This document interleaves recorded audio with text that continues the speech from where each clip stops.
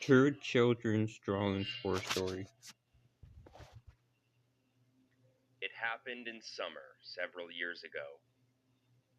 That day, I discovered a painting titled Mrs. Nightfriend while cleaning Lily's room. It was about Lily and a woman with extremely scary bloodshot eyes looked, surrounded by red, orange, yellow spots that looked like fire. The problem was that I had never heard of any friends from her before. I asked Lily about her new friend right at dinner. Lily happily showed me the picture. I asked her name. Mrs. Knight, look here.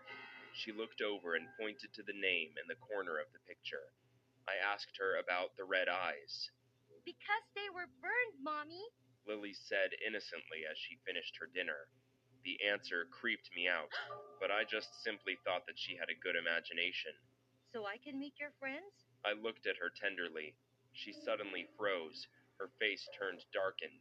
She stared at me with her big, beautiful eyes. Do you really want to see her? My heart suddenly pounded, and I nodded slightly. Let me ask her first. She finished her words and left the dining room. Since then, I felt the paranormal things happening in the house. For example, the sound of footsteps walking upstairs, or the crunching from the kitchen. But every time I went to check, I just found nothing. I thought it was some strange animal entering, because there were actually many trees and bushes out surrounding our house. That night, I brought some fruit to Lily's room. Then I heard her whispering to someone. There was a loud bang when I was about to knock on the door. I panicked and quickly turned the doorknob, but it was locked from the inside. I banged on the door, panicking, calling out. Lily, what's happening? Open the door! After a while, Lily opened the door. I looked inside but didn't find anything suspicious. Lily just stood there, bewildered, and looked at me. I asked her what happened. She said with a frown. Mrs. Knight, she doesn't want to see you, Mom. Then her gaze gradually shifted in another direction. Looking at her dirty hands, I guessed that she was just trying to distract me from punishing her. I sighed, took her to the bathroom to wash her hand and face, while warning her from playing with dirt before going to bed ever again. I finished taking out the trash, then came inside. That was when I saw Lily standing on the edge of the stairs. What was weird was that Lily was blindfolded, and she looked like she was going to fall. I worriedly yelled, which startled her. She took off her blindfold and smiled at me. She told me that she was playing hide and seek with Mrs. Knight, and asked me to join her, and promised to let me meet her mysterious friend. Now we hide and you seek, okay? She said, handing me the blindfold. I put it on, then counted from 1 to 10. The sound of pounding footsteps faded away. After that, I left my spot, starting to find her.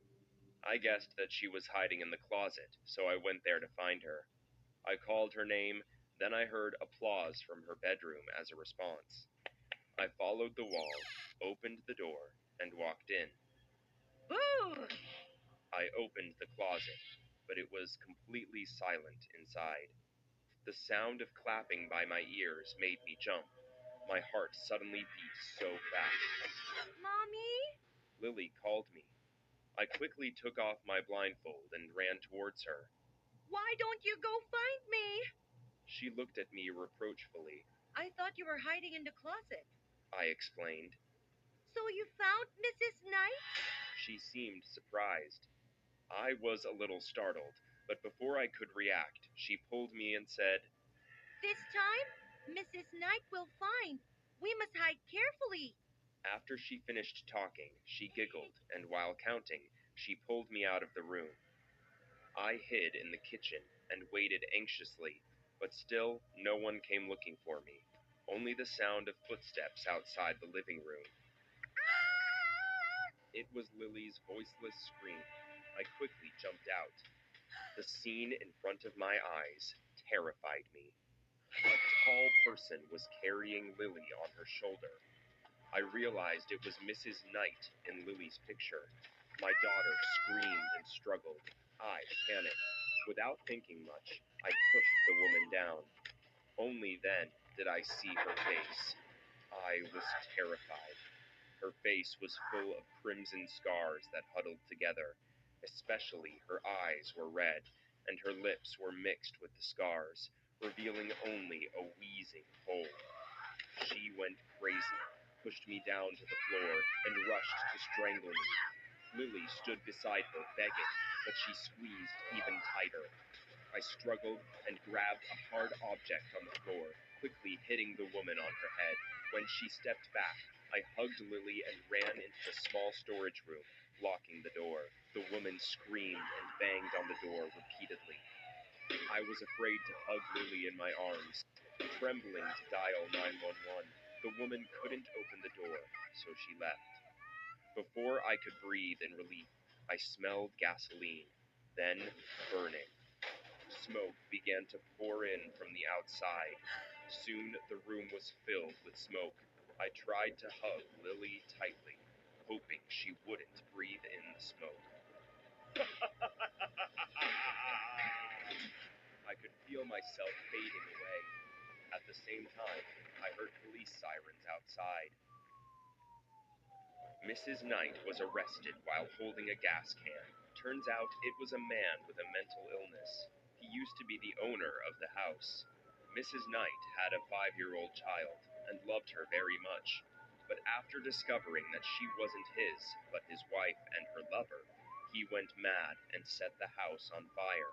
The fire killed his wife and daughter and burned his entire face.